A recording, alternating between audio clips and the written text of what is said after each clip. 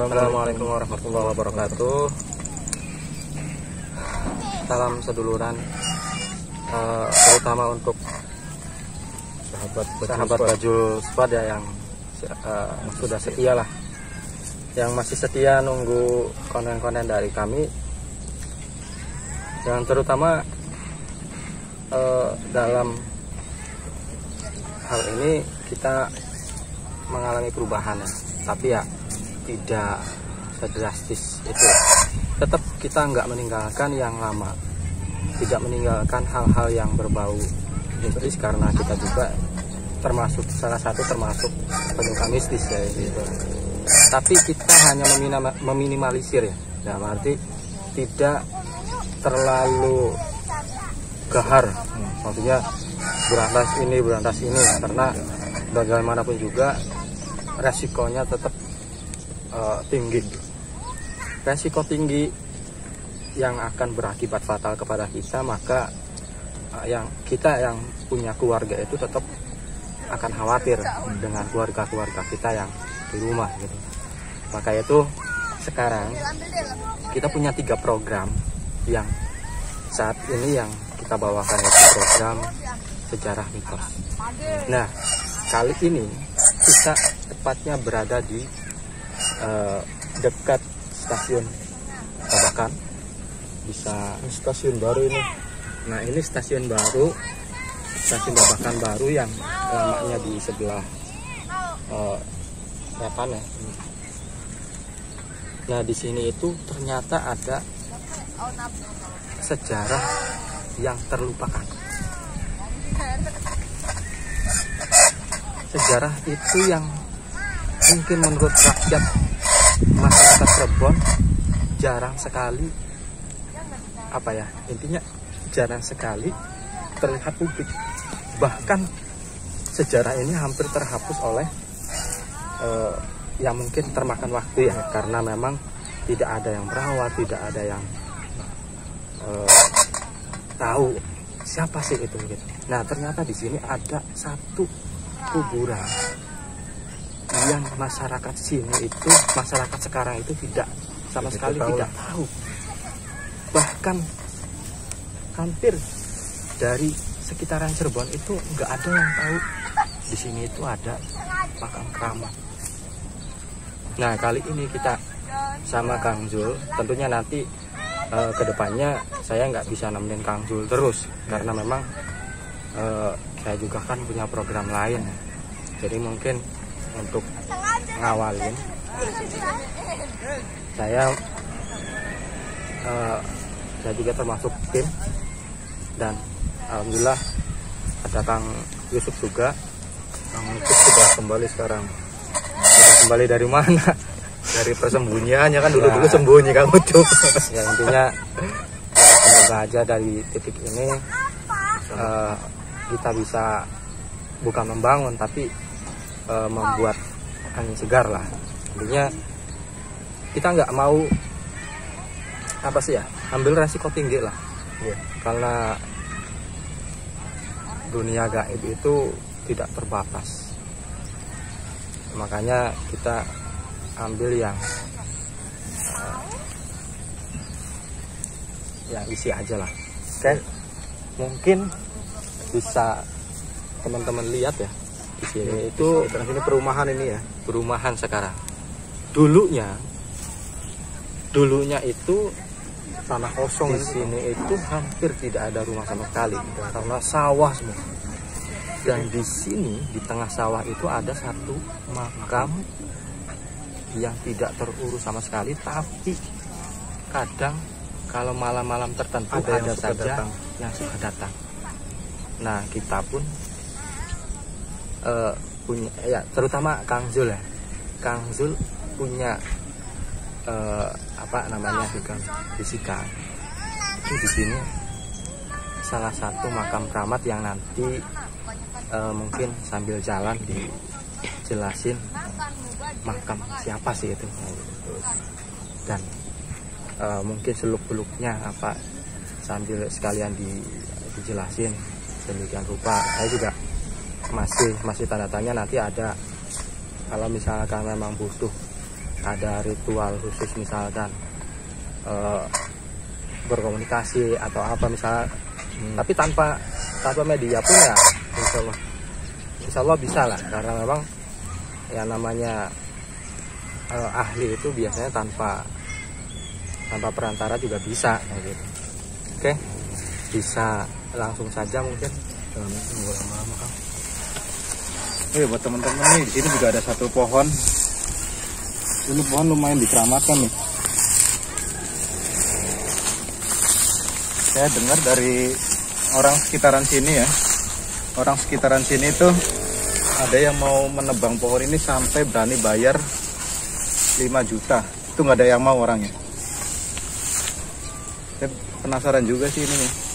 Pohon apa ini sebetulnya sampai orang tersebut tidak berani untuk memotongnya. Ya Kang Ucup.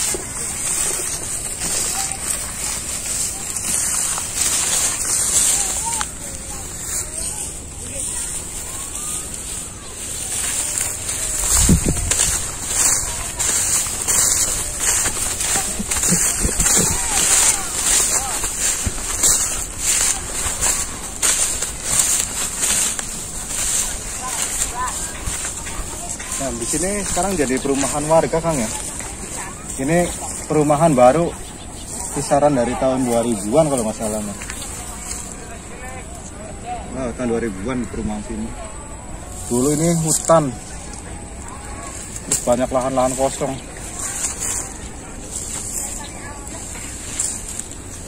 Ini pohonnya Kang Ucup nih. Yang katanya mau di apa ya, ada yang nyuruh nebang sampai 5 juta, nggak mau orang. Penebang pohon daerah sini.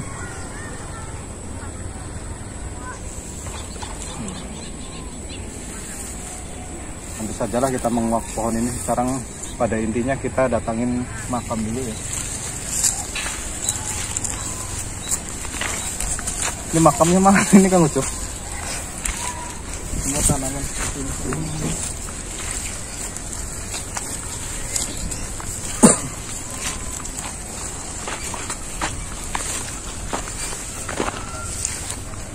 Oh, ini Kang Ahmed, ini salah satu makamnya Kang Ahmed.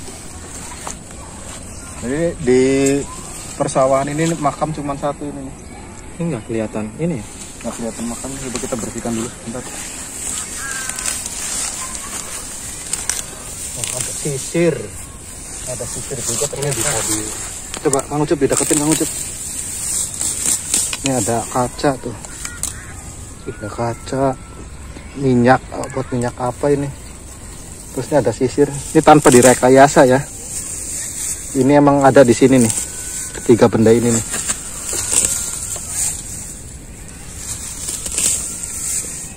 Kita taruh lagi saja. Oh, ada minyak lagi tuh. Banyak.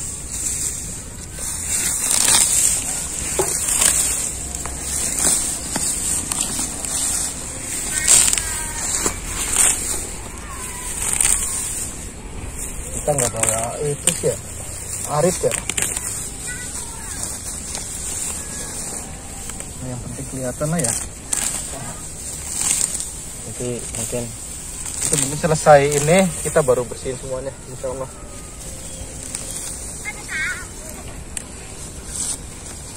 ini bisa terlihat ya.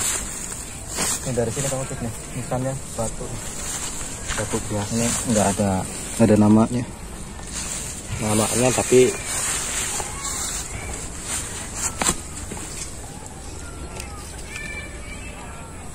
ini jadi menurut Kang Zul ini adalah salah satu dari 3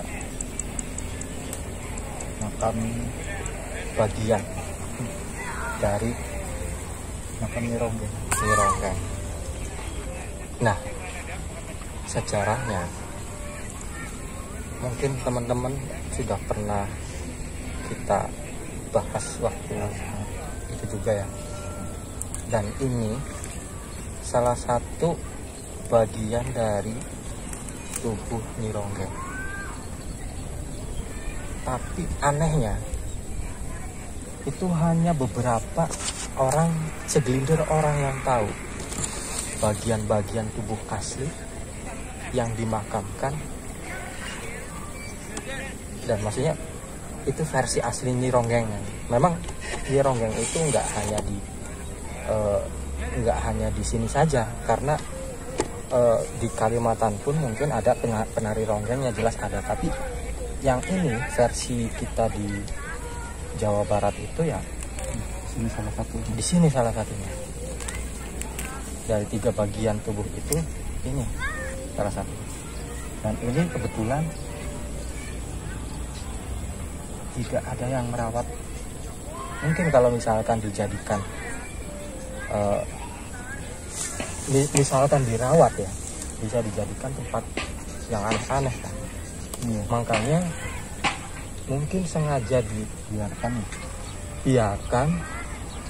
terus ditutup ya oleh beberapa orang pintar agar tidak disalahgunakan oleh orang-orang yang Sirik lah.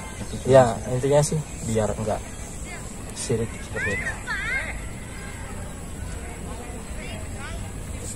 Kalau dulunya itu gimana Kang Zul, untuk Nyi Ronggeng ceritanya apa sih yang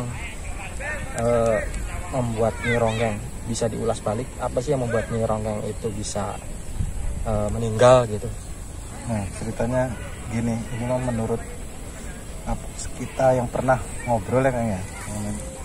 Saya dan Ustadz pernah memanggil salah satu khorin dari Nyi Ronggeng. Dia menceritakan dia dulu penari yang paling cantik dan disukain oleh 3 orang kaya, atau bahasa dulu namanya juragan lah. Nah, Nyi Ronggeng tersebut tidak memilih salah satu dari mereka,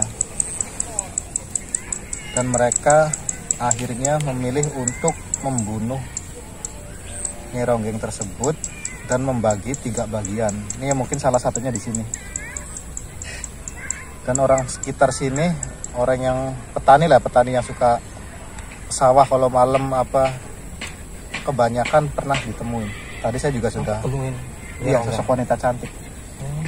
Tadi saya sudah bicara sama petani-petani sekitar sini, katanya sering ditemukan sosok wanita cantik yang keluar.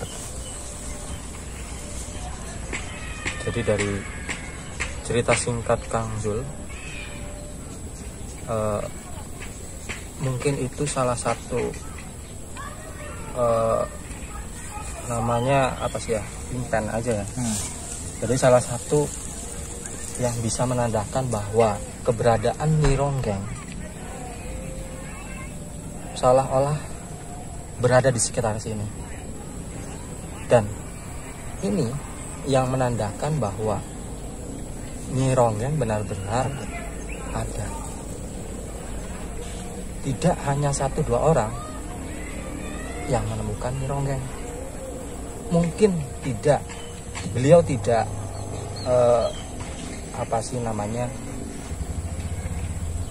memberitahukan bahwa saya Nyi Ronggeng. Tapi dari ciri-ciri dan dari pakaian itu sama persis dengan sosok Nyi Ronggeng tersebut. Hanya saja berbadan full. Yang namanya juga udah makhluk halus, setan, maka berbentuk bisa sesuka hati gitu. Dan yang perlu sahabat semua tahu, sebetulnya dia itu nggak jahat. Dia itu orangnya baik sebetulnya. Jadi apa yang diceritakan orang-orang kadang juga ada yang menyimpangnya kalau media. Yang katanya suka begini itu tidak, itu salah. Ini dia orangnya baik. Kalau emang dia jahat, petani di sini sudah banyak yang jadi korban kan. Iya. Tapi mereka juga kadang sosok ini melindungi juga. Kadang di sini kalau ada tanaman jagung, bagi orang yang suka usil dia suka ngeliatin, suka nampakin. Jadi ngelindungin juga. Gitu ya. Nah, lindungin petani-petani di sini. Jadi alhamdulillah mereka juga tertolong. Makanya saya waktu itu dengar statement Nyi Ronggeng seperti itu, saya sebetulnya agak geram. Iya, banyak yang ada sebagian masyarakat yang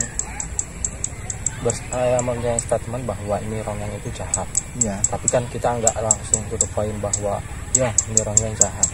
Kita juga nyari literasi yang banyak ya, dari A, B, C, D, E gitu. Sehingga menarik kesimpulan bahwa Nyi Ronggeng itu dulunya itu manusia biasa yang ingin hidup damai. Dan ini juga ya informasi dari ya Kang Zul, dari teman-temannya Kang Zul, dari gurunya Kang Zul juga. Dan kesimpulannya bahwa Nyi Ronggeng itu baik.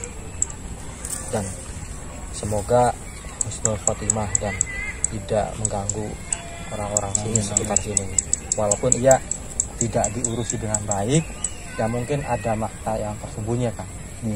Ya intinya mungkin daripada digunakan dengan untuk hal-hal yang berbau syirik, makanya ya oleh orang pintar ditutup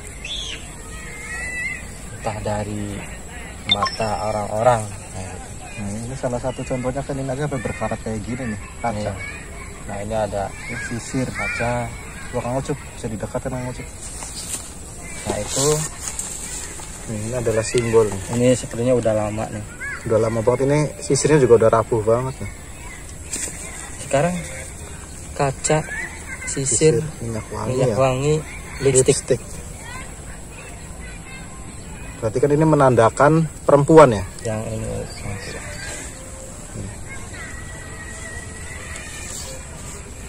Itu buat kenapa sih yang bisa mati Nyi Ronggeng?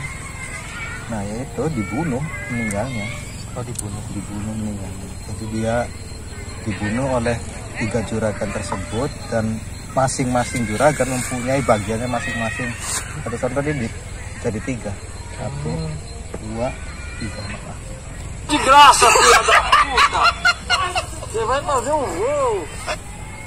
Ini kalau menurut saya di bagian tubuh. Ini bagian tubuh. Bagian tubuh. Badannya. Dan yang 2 laginya juga nggak terlalu jauh sih sebetulnya ramai dari sini tuh. Paling cuma kalau ditempuh oleh motor 1 jam. Pernah dengar katanya di daerah Kuningan itu ada. Itu kira-kira benar enggak Kang? Nah, kalau daerah Kuningan saya belum dengar tuh. Baru saya berdengar. Soalnya ada yang cuma orang Kuningannya juga masih 50-50 kayak gitu. Antara benar tidak yang di bawah jembatan itu makam Nyi Ronggeng atau bukan. Tapi berdasarkan dari kesaksian warga ada di daerah Kuningan yang menyatakan bahwa itu makam Nyi Ronggeng.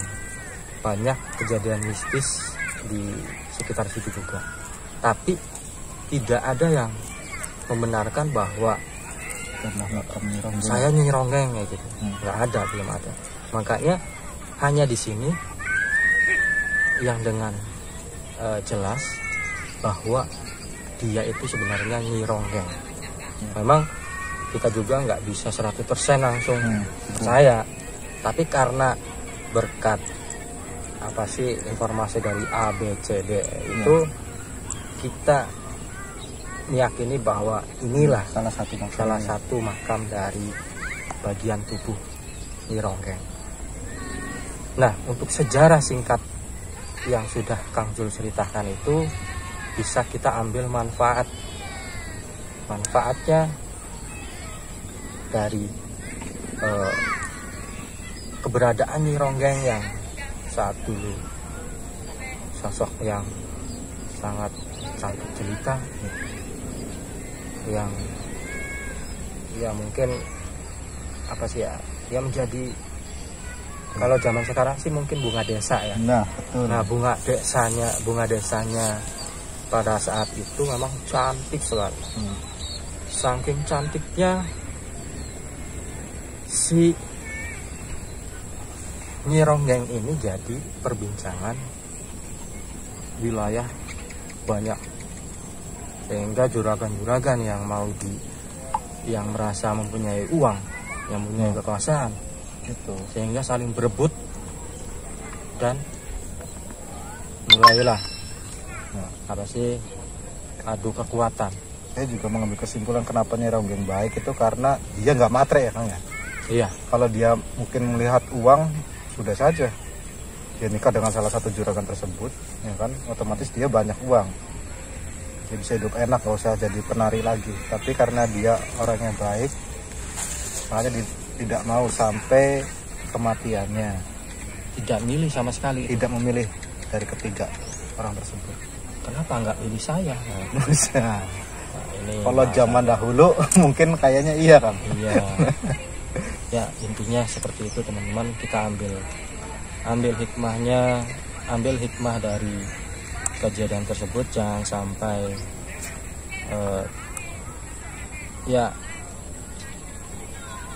kaya nggak bakal dibawa mati ya Bu. Yang penting amal akan dibawa mati. Makanya Nyi Ronggeng juga waktu hidup baik karena dia berfilosofi seperti itu. Enggak kaya, ukurannya kaya itu enggak bakal bisa dibawa mati, tapi amal yang akan dibawa mati. Makanya Nyi Ronggeng itu berpesan kepada Kang Zul juga waktu itu agar jangan sampai terbawa suasana, maksudnya saya pengen cepet kaya, saya pengen ini, dan banyak yang meminta-minta seperti itu di sini. Tepatnya bukan di sini ya, karena di sini jarang karena ditutup. Ada di satu tempat lagi yang sering dijadikan waktu itu ya Kang. Waktu itu waktu Bajul TV di mana di satu bagian itu banyak lampu mati itu ya. Iya, itu di situ memang banyak yang minta. Nah, di sini semoga saja setelah ini nanti mungkin kita akan bersihkan, tapi nanti tetap sama orang-orang pintar ditutup lagi mata batin. Jadi biar orang-orang yang berniatan tidak baik itu tidak bisa melihat bahwa di sini ada makam. Ya anehnya, walaupun sudah meninggal, memberikan nasihat yang sangat Yang bagus lah ya. ya sangat bagus lah. Itu buat jangan kita juga yang masih hidup lah. Jadi bisa buat panutan lah kalau ini makanya. Ya, mungkin segmen sekarang hanya segitu saja ya, karena misi kita untuk mendapatkan ini kuburan Nyi Ronggeng itu sebenarnya kalau dari perjalanan tadi panjang.